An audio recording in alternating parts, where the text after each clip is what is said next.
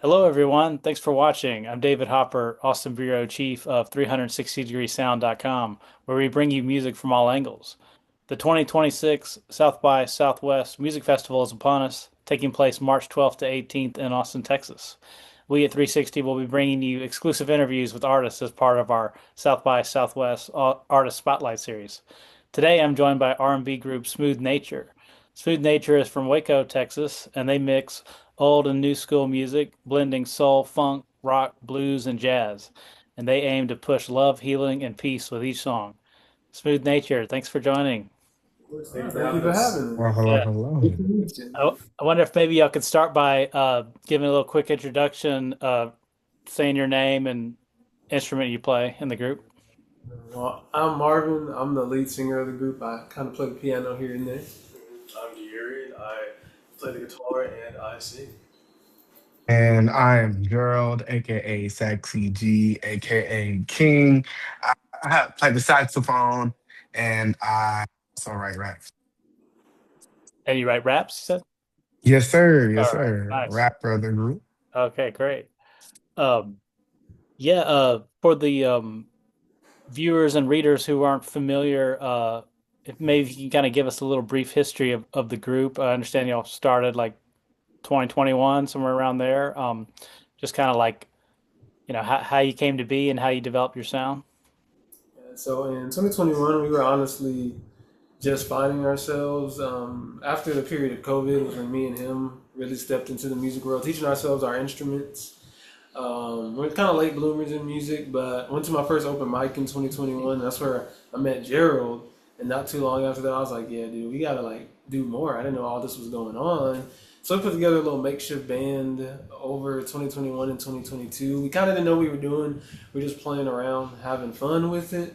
But 2023 in February was when we did our literally last week was our 3 year anniversary. But we it was our first show in Austin, which is where things started changing, where we started taking music seriously. And so February 2023 is when it really started for us. Okay, great. So yeah, I've been going strong about 3 years now. Yeah, I listened to some of your songs and really enjoyed it. It reminded me of a conversation I had just recently. I talked to Kiana Fitzgerald. She's a music journalist, author, and she wrote this new book called Queens of R&B, which is basically about R&B, female R&B singers the last like 30, 40 years. And we got to talking about like how people talk about 90s R&B and it's held in such high regard and a lot of people will go back and listen to that because maybe they feel like today's R&B doesn't hit the same or whatever. So but just listening to y'all, I mean, I was reminded of those vocal groups in the 90s, but also neo soul that was big, D'Angelo, Maxwell, and so forth. So the question would be, do some of your fans and listeners tell you that you remind me of 90s R&B, or is that something y'all get? Literally all the time. Look, I'm gonna Yeah. let you in some way, but back in the day, our mama, this is very far removed. She doesn't do it anymore. She didn't even really talk about it until we started doing music. But she used to be in an R&B group in the '90s called ADT, and they like toured the U.S. and all types of stuff. And we were just like, "How did you not tell us this?" You know, we saw pictures and all that, but go ahead, Gerald. Oh, Yeah, man. It's really cool. Just oh, people can just like recall just like back to the 90s R&B whenever they listen to us. We try our best to pull from different influences, and 90s R&B, that emotion, that feeling, that musicality, those instruments. We just bringing all that to the table in our performances just reminds people like of like those groups from back then, like Jodeci, Boys to Men, all of them, Mint Condition and everything. Like, and Marvin singing on the mic, he really going at it and everything, really just showing, giving that emotion. De'Aaron ripping on the guitar and everything, the way that even I come in on the sax and everything, just letting our instruments, whether that be the guitar, vocal, or sax, just be that tool for our emotion. Just really just reminds people of back then. mhm. And so that's really an honor whenever people do say that and everything. Like, thank you, because uh, Mhm. but like I gotten like, I don't know if y'all did that whole Spotify. wrapped when it comes to like your listener's age. They said I have like the listener's age of a 50-year-old. Oh, Crazy. yeah. Yeah, man. I'm Yeah, I'm always listening. I'm always yeah, listening back to the classics, yeah, man. yeah. That's funny. We also recently added the element of dance to our set, which Yep. I'm giving direct callback to what I grew up watching, like James Brown, Michael Jackson, and all that. I didn't really dance before, but these two convinced me, like, bro, you got to bust the moves out. So now I start, doing all the extra now and the footwork and everything. So Yeah, we that's great. Um, yeah, but you're a band. A lot of. I mean, speaking of the '90s R&B, not to say you're the same as that. They're definitely influenced, but a lot of those groups were, they weren't bands. They didn't like all play instruments and have. There was also, sometimes in R&B there's a big fusion with hip hop and a lot of electronics and production and program beats and stuff like that. So, wonder if you kind of talk about your sound. Is it important to y'all to like have a kind of like a kind of instrument based sound? Yeah, so live, Mm-hmm. just all instruments. Mm-hmm. At this moment, no extra sounds electronically. But of course, in the studio, we do sometimes have to take advantage of program beats and just taking advantage of MIDI and whatnot Mm-hmm. to cost. And but our live show, we want to be able to eventually get to a point where we can mix the two, because some of the best performances we've seen is where they're able to take sounds from their album, sounds from the records, and to be able to put those over the instruments, so that there's like the oohs and the ahs, like the nice airy sounds in the background that are kind of hard to recreate with actual instruments, and just be able to incorporate into your live show. Like, I know you may know Black Odyssey. Mm-hmm. They do a great job of doing that, and like their live show was immaculate. literally when it comes to instruments, I mean, that and music should be synonymous every time. A lot of people nowadays tend to sing over their tracks or play with their tracks, which is cool. That's what you need to do. But we really like having that element and the energy of the instruments because I don't know, it's a beautiful thing, especially when you have all the musicians together, the way they add things to the songs. Like a lot of our songs wouldn't even have a lot of the elements they have if it wasn't for the band. And so, especially the two guys we always have on drums and bass, been with them for years, and so they're always adding incredible things to it. But that also kind of goes into pulling from that old school. Like so many people nowadays don't do that as often, especially doing the type of music that we do. You don't see it as much, and so us having a live band one gives us a little bit of an advantage because not many people do it, but it's also just kind of a part of us. Like we got to have the real instruments every time. Mm-hmm. Yeah, that's great, and definitely, yeah, adds to the live show as you were saying. Wonder if you could tell us a little bit about Smooth Nature's songwriting process. Like, how are your songs coming together? They come in a lot of different ways. Like for me personally, I'll just think of simple chord progressions. I keep them simple intentionally because with everybody's life, everyone gets to always have rehearsals, so it's very much a team effort when it comes to actually making it. But a lot of times I'll get ideas and end up writing out this thing, and then I'm like, hey, throw your verse on here, throw your verse on here, and then I'll add everything later. And that's at least for me how I'm able to crank out ideas. But these two guys are a little different on there. Honestly, it's vice versa for that. Like there's the few songs that I've written. Same thing. Like I'll write my verses and be like, or like make the melody, write the verses, and be like, hey, Marvin, you write your verse, or Joe, you write your verse, and then we'll just finish it and tack off of each other. Because I feel like the songwriting process always just starts with somebody starts it and then the other two complete it.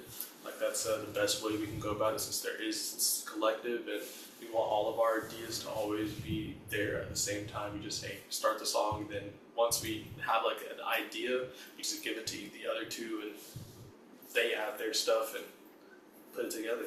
A lot of back and forth. Yeah, that's great. Highly collaborative. Love it. Um, so Um, yeah, yeah. Earlier in the intro, I mentioned how you said you like messages of love, healing, peace with your lyrics. I wonder if you could talk a little bit more about the themes you like to hit on. Obviously, R&B is well known for love songs, and you have plenty of great slow jams. If you want to just kind of talk about some of the lyrical themes that you continue to go back to. Yeah, I think we were very blessed to come from the type of families we come from and how all of our parents are. Um, that carried over into when we started trying to find love in our lives. And even before finding that love was just a lot of learning how to heal and grow as an individual. But we all have some amazing ladies in our lives. Gerald's recently married. I'm engaged. Him and his lady have been together for a while. And so, there's a bunch of love around us. And so we can't help but talk about those things. I know for me, beyond the love, to keep that love also took a lot of healing and mending. Because a lot of times you hear people, the music is very either inappropriate or very toxic or like I hate them, and it's like, dang, like you can go through those feelings, but learn to process them better. So Right. that's at least where we try to look to some degree. Yeah. Yeah, I feel like the main goal is for us to, just tell our story in the most helpful way as possible. Um, the stories that we tell, the songs that we write, they come from a place of truth. And so we just tell our stories so we can connect with the people, everything, and tell just how love feels. It's kind of really dope whenever we have performed, and people come up to us after the show and tell us, "Hey, man, I don't have anybody right now, but feel love from that performance, from that story, from that song you had performed for us." And that means more than what they know. Everything just lets us know that people are connecting. They're seeing the story, and they're seeing the vision, and they're with that. And so, yeah, we just try to push that narrative because a lot is going on in the world right now, and so people do things to want to escape, and like stories are a good way to help in people escaping from like all the things that are going on in the world, as well as help them and hope. Yeah. Absolutely. And yeah, I did have a sax question for you. Chris Bishop, the editor of the website, is a sax player, and me and him were talking the other day about how much we love like R&B groups with horns and sax, like going back to Tower of Power, Earth, Wind and Fire, Stax, Motown. I I mean I love electronics and synths and stuff too in R&B, but it does feel like there's been a kind of lack of horns in R&B. So, but to my question for you would be if you could describe like your style and how your playing kind of fits into the group. I know a lot of times R&B sax players may be more about the groove, not so much the improvisation you see in jazz and stuff. I'm not a musician myself, so you can kind of explain to me kind of your style and what you like to bring with your with the sax lines you incorporate. Yeah, man. I feel like, melody is important more than anything, more than trying to sound cool. Melody. And so my aim for the group and my sex line is to make sure I'm adding melodies fit with what, Marvin is singing, or what De'Arian is singing, what the band is doing, everything. Not so much. It's just to because also there's gonna be moments and everything where it's time for a call for attention, everything like that. And there's other times where it's like you just want to add like a sweet, nice either underlying melody or overtone melody and everything to really, and captivate the audience. And so yeah, that's the best way I can describe that. Just Great. to add to that, bro, like Gerald is also when we're in the studio, there'll be times where he'll be like, "Okay, replay this." He'll play something. He's like, "Okay, replay that," and so we're just like, "What the heck is he doing?" And then when it stops, it's like the most beautiful sax harmony. I'm like, "Dang!" And then when we do, like when he is soloing, it isn't just like a bunch of random stuff. Like you're pretty good about creating a very specific moment, like that long note that we do on how we Mm. or the way you start that solo on how it feels. Like y'all are both really good about creating a very emphasized moment rather than just a bunch of random notes. Yeah, it's whenever it comes to like playing instruments is like legit another way of communicating. You know what I'm saying? So it's like we do a lot of talking with our mouths. And whenever we have our instruments in our hands, we do a lot of talking with that. And so that again, just another way of telling a story um, through sounds. Yeah, absolutely. I would like to get a question about a specific song, and I know we've been a little more general in the questions, but what one of your newest singles is "Hold On." I wonder if you could, and I'll include the link to the song with the article, but if you could tell us a little bit about the inspiration and songwriting for that one. Well, as for the inspiration, that's real simple. That's Baby Girl. Shout out Baby Girl. Yeah.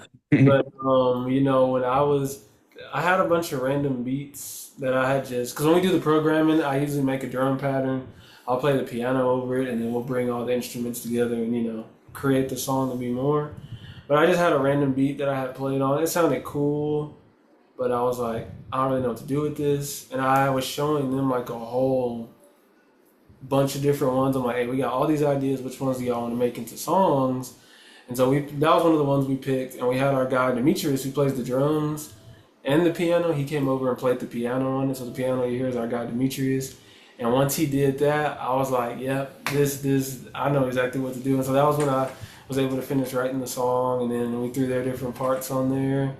And so it's also a build up to like at first you just hear me singing, you got some piano behind it, then you hear De'Arian play and the guitar is introduced, and then you hear when Gerald starts rapping, you get the guitar and the saxophone. And you're like, oh, and so I also wanted something I could break it down to, and so it's fun to dance to as well. Yeah, that's great. Well, Uh, yeah, thanks so much for doing this. Finally, that there, literally hundreds and hundreds, probably over 1,000 artists at South by. It's a little overwhelming for festival goers, but my question would be, why should they check out Smooth Nature? Give us your pitch. Why should they check out your live show? We are something that is very different than everything you see nowadays. Beyond going beyond the music, we really like to put on the show. Like I like to break it down and dance and sing. It may be R&B, but there's a lot of soul, there's a lot of rock in it, there's a lot of blues, a lot of jazz, there's elements of hip hop. It's more than just like, oh, they're standing there singing. It's like, oh, they singing, oh, they're dancing, oh, they're soloing, oh, they're in the crowd now, they're doing this now, they're doing a dance circle now. So it's very much an experience more than it is just another live performance. Yeah. Great. Sounds great. Well, I'm looking forward to seeing y'all. Definitely come say hello and check out your set. So everyone, the group is Smooth Nature, originally from Waco, Texas, and they will be performing at South by Southwest. So make sure you check them out and continue to stay tuned to 360degreesound.com where we bring you music from all angles. And thanks again, guys. Well, thank Take you. care. Appreciate you, Thank you, man. thank you, thank you. Thank you. Bye. Bye.